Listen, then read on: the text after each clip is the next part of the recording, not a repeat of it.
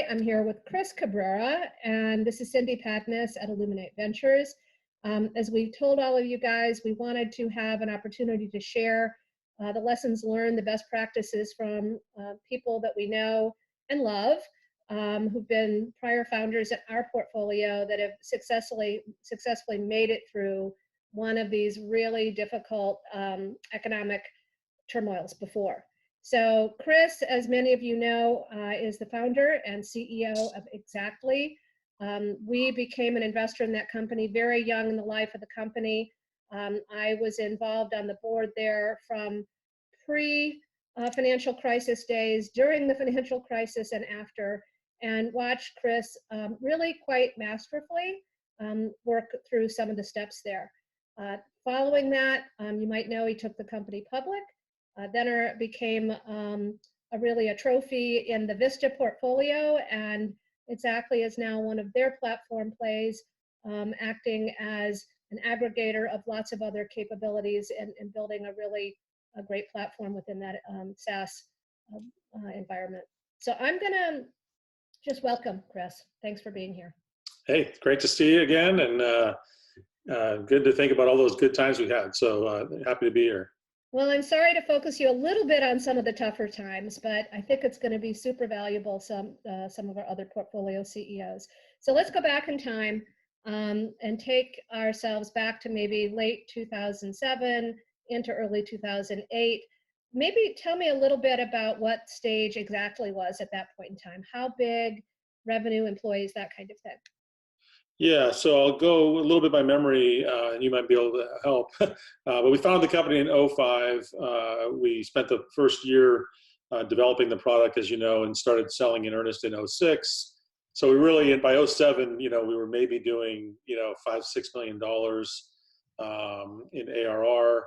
By 2009, we were up to about a little over 10 million. And I think by 10, we were doing 16-17 million. But in 2009, as you recall, we did the acquisition of Centive, which I think was one of the lessons I think we can get to and we'll talk about. But I don't think that acquisition happens if we didn't go through the downturn. So I think maybe they didn't manage it as well during that time, and it ultimately made them vulnerable. And so we were able to pick them up. So that's about the size. I think we were, kind of in that stage, about 75 employees, probably 100 by the time 2009 came around, sort of in that zone. Right. And you mentioned Centive, so I'll just explain to folks. Centive was a competitor in the category. Direct competitor, yeah. Much smaller competitor at that time. They were half our size. So they were doing about 5 million. We were doing about 10 in 2009 when we bought them. Right. And focused on a little bit different market than you, more downstream. Yeah. You were a little bit higher on the scale. So when you look at the top things that you did that worked well to manage through the crisis, let's start with the good news, the things that actually worked. What would you put sort of top of your list? What were the things you guys did?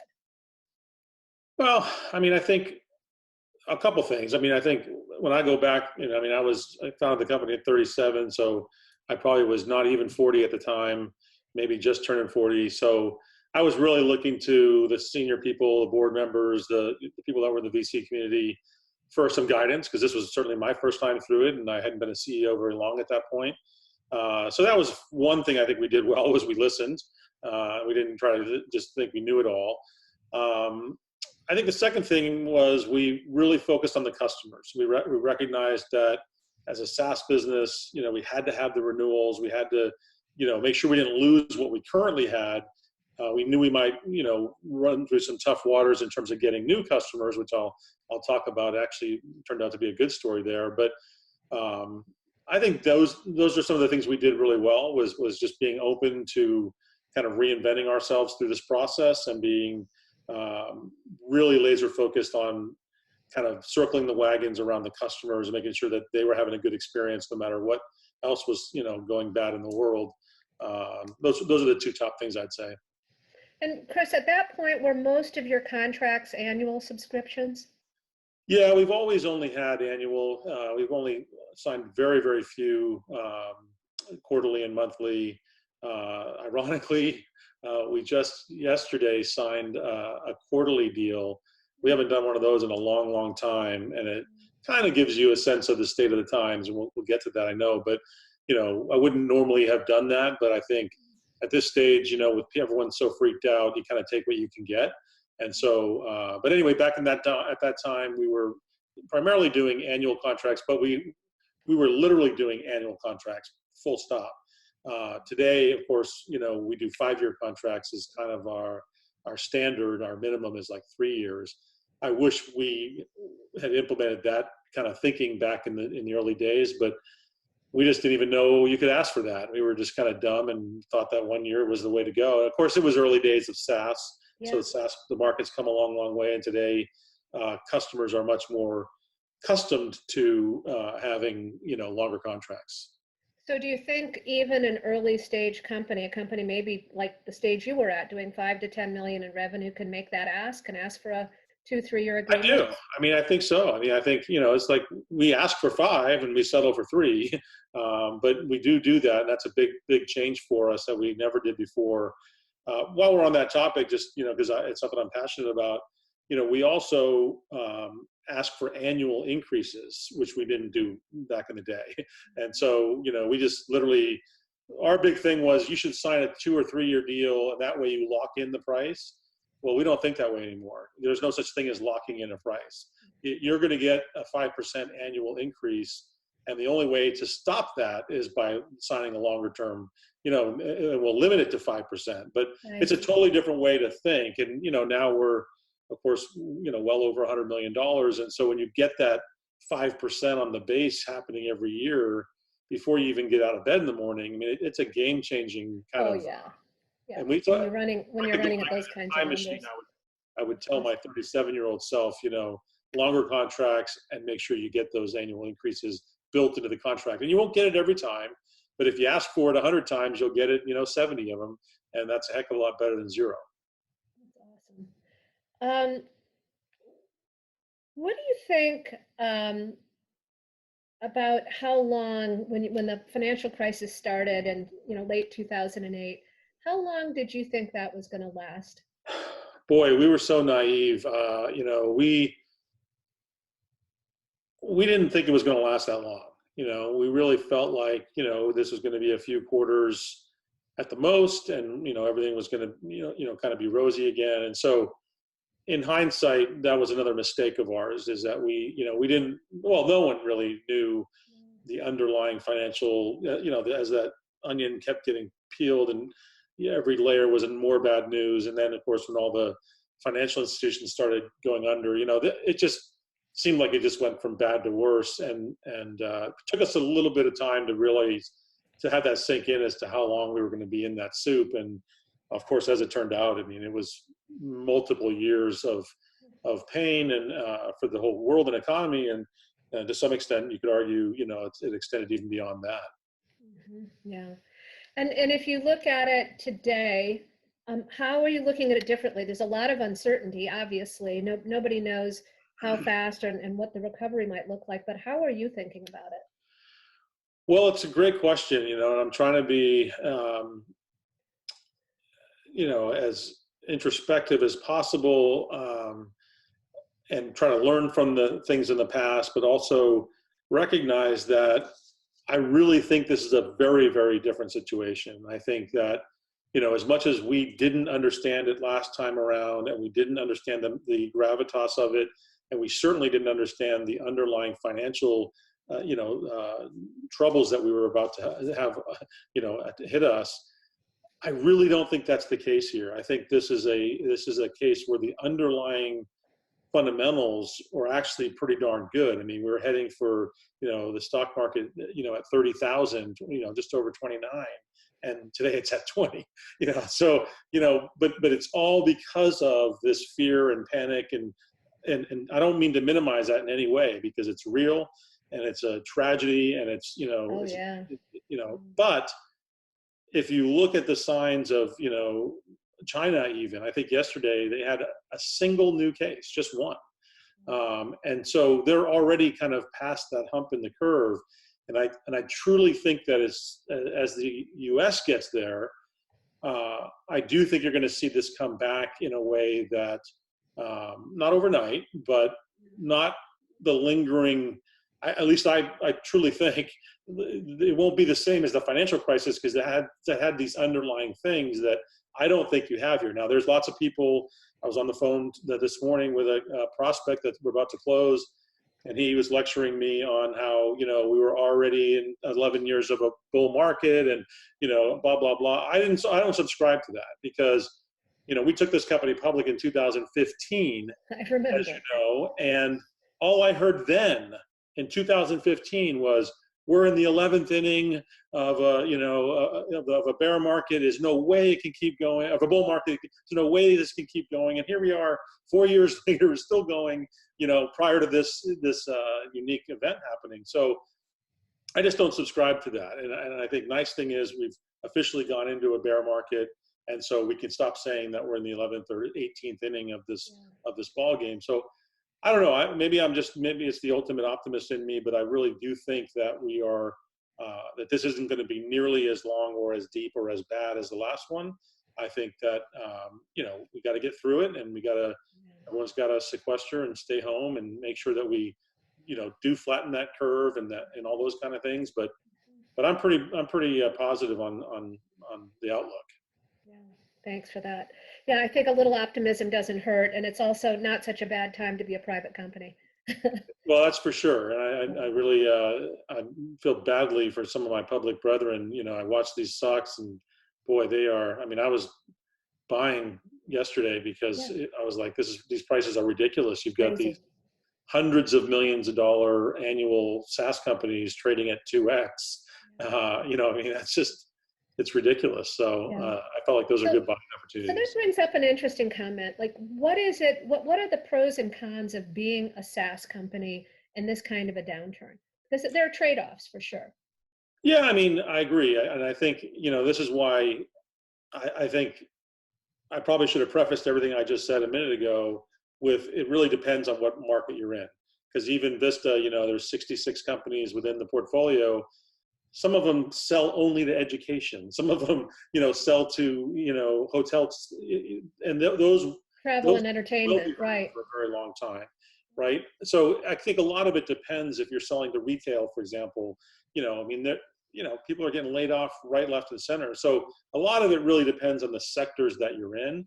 We're in a very horizontal space, so no question. We were working on a very large deal in the hospitality space, and they basically said, this ain't gonna happen. We were working with a very large company in Italy, and they said, guess what, this ain't gonna happen. And so, but then offset that with, some of our high-tech other, software companies, they're buying right now. We've had some nice deals happen even in the last week. So, I mean, our strategy of being very horizontal, I think in this particular case has been helpful because we can focus where the market isn't as bad. But I do think, to your question about being SaaS, it helps us in so many ways. I mean, not the least of which is that I just wrote a blog on this. I mean, I actually think that this forced work from home thing, and which is enabled greatly by SaaS. The fact that we use all these SaaS platforms makes it so that we, just like our customers, can have their people work from home, right? In our case, we incentivize them so they can understand, they can use those incentives to get them to do stuff, make sure they're making the right number of calls, make sure they're, they're not just out screwing around or watching Netflix or golfing, that they're actually doing, and so for starters, there's a lot of SaaS software that helps, us manage these people remotely. And so that's certainly very helpful. But then, of course, we just don't have, we can do all this stuff online. I mean, I cannot believe how productive I've been. And I have blogged in the past that I'm not a big fan of working from home because I like my home too much. I've got my dogs, I've got 5 dogs. There's a couple here in the room. It's like, I get distracted. All of a sudden I want to go play fetch with my dog, and I typically don't like that because I like to be in the office and stay real focused. But man, I'll tell you, I have not left this chair all day today. And I don't know what time it is, almost 4 o'clock. I've done back-to-back calls just like I would in the office. And so I kind of find it really interesting how productive we can be. And what I think is potentially going to happen is a lot of our workforce is going to get used to that, and we may not ever go back to the way it was before. And you know what? I don't necessarily think that's a bad thing. And a lot of that is I think driven because we're SaaS and because of the way we think, and because we, as a SaaS, provider, we only use SaaS products. So we run our whole company, in the cloud. Well, and we feel the same way. We're an investor only in enterprise software. 90% of our companies are SaaS software companies. It's how we operate our business. And my partner, Jennifer, and I, Jennifer's in Seattle. I'm here. Yeah. We've worked remotely for years. And so in an interesting way, this isn't new for us other than it is a bit unique to think about making an investment in a company where we may never have met the founder face to face. I don't think it will come to that. I don't think this will last that long, but it would be pretty unique for us to do something like that. But I think you're right, and what's interesting about it is, I think it takes a sort of a change of thinking of the not just us or our company, because we can't control everything, but of our prospects, right? I mean, a lot of times our prospects, it's one of these things where they kind of expect you to get on a flight and fly across country for, a 2-hour meeting. And if you don't, and God forbid your competitor does, like, you're at a disadvantage. The nice thing right now is they don't want to see us any more than we want to see them. And so it's like, don't come, and what we're learning is we don't need to. We can do it on the phone. It's just as easy. And I don't have to spend 16 hours flying back and forth. You know what I mean? Like, I think. Yeah. We have one of our portfolio companies. It's something like this happening to where I think it becomes more acceptable for people everywhere, to kind of do this stuff. That's a great point. So if you had to go back in time and change something else about what you had done, you mentioned a couple of things. Is there anything else? What about, the word didn't come up, the hiring and firing kind of issues, right? But that's top of mind for a lot of people. How do we cut our burn rate in software companies? It's really, your AWS bill or whatever platform and your headcount. There's really not that much else. How did you think about it? Yeah, it's a tough one. I think, as you know, right in the beginning of that downturn, Sequoia sent out the Black Swan thing, and many VCs, including ours around the table, kind of jumped on the sentiment, which was this is going to get bad, and you need to do some layoffs, and we did. As you recall, we did it early, and we didn't do a huge layoff. I think we did like 10%. In hindsight, we should have probably done more, because if we had known how long we were in for, we should have really focused on conserving cash. And I think even me today, the message to my team is all about cash, because, we're not losing money anymore. We're EBITDA positive, we're making money, but that can change very quickly. And so we were heading, full bore into this new year with huge hiring plans and 35% growth plans and all this stuff. And something like this happens, and, we aren't seeing it yet in Q1, but hard to believe in Q2 we're not going to see some amount of pullback. And so, no question, we're sitting here saying, let's kind of learn from what we didn't do last time. We're not even contemplating layoffs, but we're pushing a lot of our hiring, minimum 30 days, and then in this world that we're in today, where every day feels like a week and every week feels like a month, like, I'm just saying, let's buy ourselves another week and see where we are a week from now. Because, I truly think that as those cases go up and up and up, at the point where we start to see in the US that the new cases are lower than they were the day before, I just think you're going to see a lot of people kind of come back into the market and sort of realize that the light's at the end of the tunnel. And my hope is that we kind of get back. It's going to take time, but we get back in the right direction. But until that happens, and we don't know if that's 2 weeks away or 4 weeks away or 8 weeks away or longer, I want to be in a position where we're holding cash. And so, we're not we're thinking about not paying everybody, not our people, but our vendors. Maybe we extend a little bit. We have our collections people, just really, really focused on making sure they do that. We're really, really focused on our renewals and, of course, on our new business bookings, because those are sort of the canary in the coal mines, if you will, that will cause us to say, hey, we got to be more draconian or not. We have 3 separate scenarios built out, and depending on what happens on the top line, that is the canary in the coal mine. Depending on what happens there, we have a whole series of steps that get more and more draconian depending on how bad the top line effects are on new bookings. That's super helpful. That was really my next question. What's the metric? What are the set of metrics you're using to say we're okay, we're not okay, it's really a problem?